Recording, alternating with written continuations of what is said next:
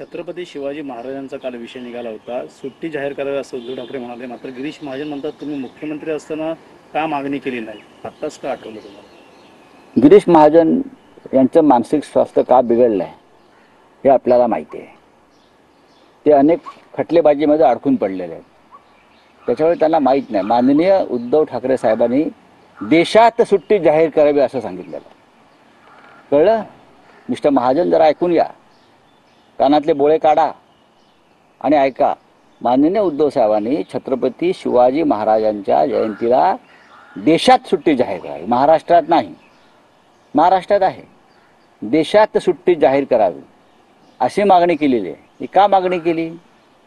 हे एसएनसी गटाचे जे पक्षाचे प्रमुख आहेत अमित शहा, ते रायगडावर आले, गृहमंत्री, आणि त्यांनी शिवाजी महाराजांवरती प्रवचन दिलं. त्यातल्या अर्ध्या गोष्टी खोट्या. शिवाजी महाराजांचा उल्लेख एकेरी केला,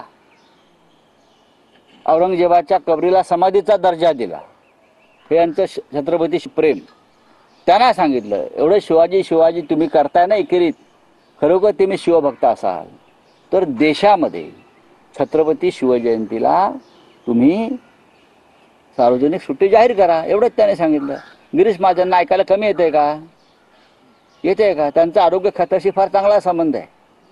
आता आम्ही त्यांना डॉक्टर देऊ. राहुल साहेब,